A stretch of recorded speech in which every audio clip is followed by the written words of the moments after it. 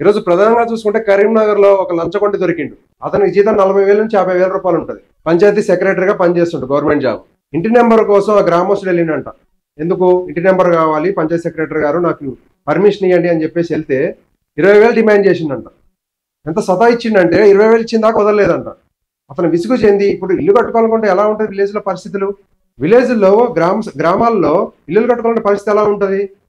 మెడలో ఉన్న బంగారం తాకట్టు పెట్టి అక్కడ ఇక్కడ వడ్డీలకి తెచ్చి 2 రూపాయలు 3 రూపాయలు వడ్డీలకి ఆ డబ్బులతో కట్టుకుంటారు. ఈ గవర్నమెంట్ ఇచ్చే డబ్బులు 4 లక్షలు ఇస్తారో 5 లక్షలు ఇస్తారో అవి కూడా వచ్చేటట్లు లేవు. అక్కడ ఇక్కడ అప్పులు చేసి కష్టపడి వ్యవసాయం చేసుకొని ఎంతో కొంత మిగిలించుకొని ఇల్లు కట్టుకునే ప్రయత్నం చేస్తారు విలేజ్ లో, గ్రామాల్లో ఉండే ప్రజలు.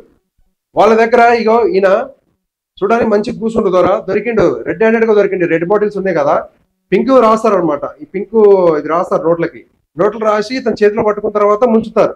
దొరికిన తర్వాత ఏసీబీ వాళ్ళు అందుకోసం ఈ బాటిల్స్ పెడతారు. కష్టపడి చదువుకొని జాబ్ కోసం లక్షల మంది అప్లై చేశారు. లక్షల మంది, వేల మంది కూడా లక్షల మంది అప్లై చేశారు పంచాయతీ సెక్రటరీ జాబ్ కోసం.